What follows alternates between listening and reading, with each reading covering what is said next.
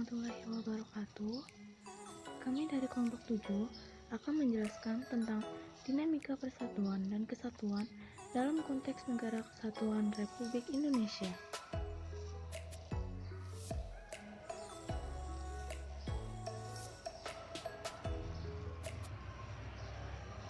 Hakikat Negara Kesatuan Republik Indonesia.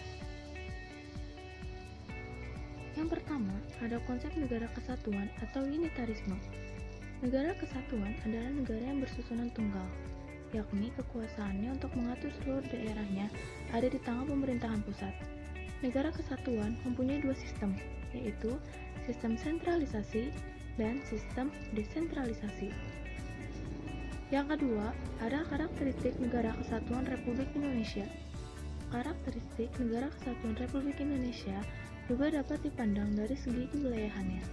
Pasalnya, 25A Undang-Undang NKRI menyebutkan bahwa Negara Kesatuan Republik Indonesia adalah sebuah kepulauan yang berdiri Nusantara dengan wilayah yang batas dan haknya ditetapkan oleh undang-undang. Persatuan dan kesatuan bangsa dari masa ke masa.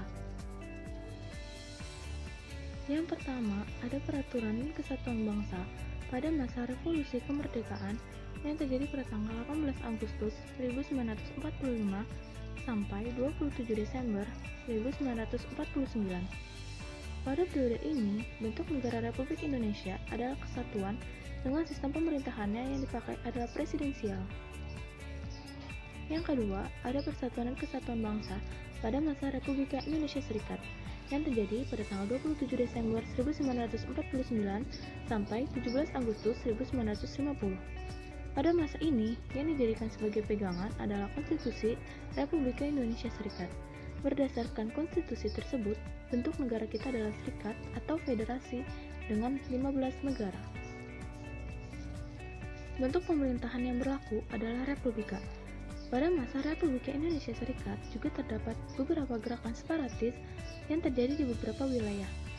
Yang pertama, ada gerakan Angkatan Perang Ratu Adil atau APRA. Yang kedua, pemberontakan Andi Aziz di Makassar. Dan yang ketiga, ada Gerakan Republika Maluku Selatan atau RMS. 3. Persatuan dan kesatuan bangsa pada masa demokrasi liberal yang terjadi pada tanggal 17 Agustus sampai 5 Juli 1959. Pada periode ini, Indonesia menggunakan Undang-Undang Sementara tahun 1950. Bentuk negara Indonesia pada negeri ini adalah kesatuan yang kekuasaannya dipegang oleh pemerintahan pusat. Pada periode ini juga terjadi beberapa gerakan separatis di daerah seperti Gerakan Darul Islam atau Tentara Islam Indonesia (DITII) dan pemberontakan PRRI atau Permesta. Yang keempat, ada persatuan dan kesatuan bangsa pada masa Orde Lama yang terjadi pada tanggal 5 Juli 1959 sampai 11 Maret 1966. Di sini, Indonesia kembali menggunakan Undang-Undang 1945 sebagai konstitusional sebagai asas penyelenggaraan negara. Pada periode ini, meskipun berdasarkan undang-undang, tetapi banyak terjadi penyimpangan terhadap Pancasila dan Undang-Undang 1945 seperti 1. Membubarkan DPR hasil pemilu dan menggantinya dengan bentuk DPR gotong royong yang anggotanya sendiri diangkat dan diberhentikan oleh Presiden. Yang kedua, membentuk MPRR sementara yang anggotanya juga diangkat dan diberhentikan oleh Presiden. Yang ketiga, penetapan Insinyur Soekarno sebagai Presiden seumur hidup oleh MPRS.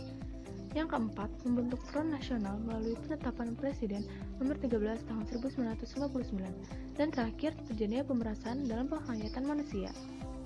Yang kelima, ada persatuan dan kesatuan pada masa Orde Baru yang terjadi pada tanggal 11 Maret 1966 sampai 21 Mei 1998. Pada masa Orde Baru dipimpin oleh Soeharto. Beliau ingin membangun kembali pemerintahan yang berdasarkan Pancasila dan Undang-Undang secara murni dan konsekuen. Pemerintahan Orde Baru juga tetap menerapkan pemerintahan presidensial. Adapun kelebihannya, yang pertama, ada perkembangan pendapatan per kapita masyarakat Indonesia. Yang kedua, suksesnya transmigrasi. Dan ketiga, suksesnya memerangi buta huruf.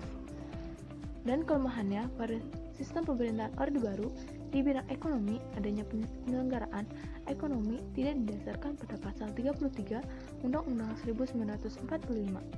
Di bidang politik, kekuasaannya berada di tangan lembaga eksekutif, dan di bidang hukum, perundang-undangan yang mempunyai fungsi untuk membatasi kekuasaan presiden kurat memadati hingga berpeluangnya terjadi praktik KKN.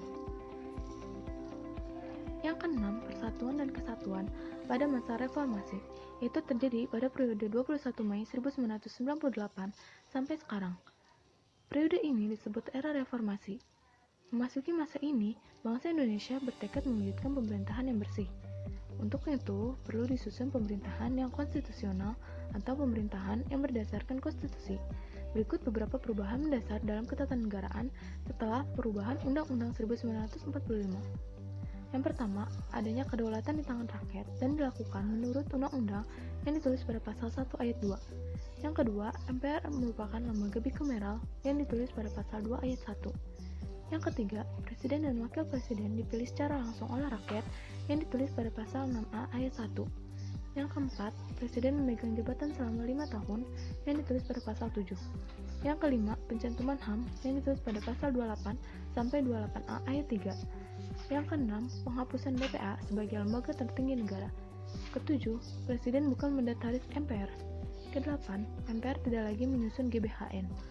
Kesembilan, adanya pembentukan MKMKY pasal 24B dan 24C. Yang ke-10, adanya anggaran pendidikan minimal 20% yang ditulis pada pasal 31 ayat 4. Yang ke-11, negara kesatuan tidak boleh diubah. Dan terakhir, penjelasan undang-undang yang dihapus.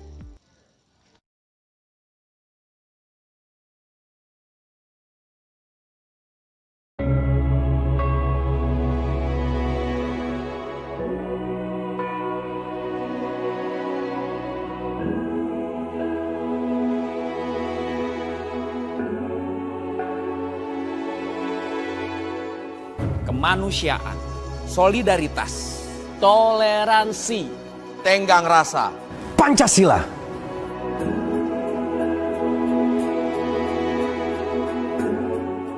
itulah kami, Indonesia. kami pernah bersatu melawan penjajah. Sekarang, kami tidak akan hancur karena adu domba. Di sini kami pernah lebur karena pikiran sesat. Dan dari sini kami bangkit melawan yang bejat. Bersama-sama merangkai kembali puing yang hancur. Mencipta keutuhan kembali dengan saling merangkul. Kalian berteriak menyebut nama Tuhan, tapi ternyata membunuh ciptaannya.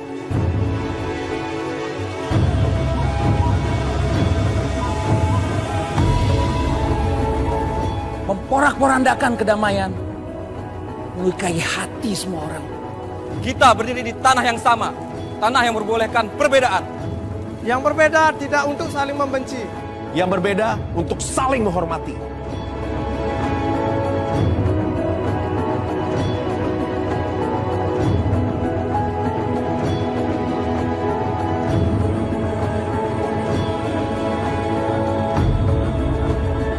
Kami merajut kerukunan di tanah Dewata, saling menjaga dan bangga akan semuanya. Kau rusak ini dan kau pikir kami akan jadi lemah. Kami jadi makin kuat dan kami makin yakin akan kebesarannya.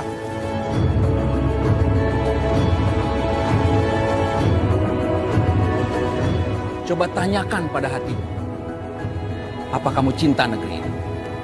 Jika cinta, kamu tidak akan menindas yang benar. Jika cinta, kesejahteraanlah yang utama. Jika cinta, maka bersatulah Indonesia itu satu. sampai akhir, sampai mati.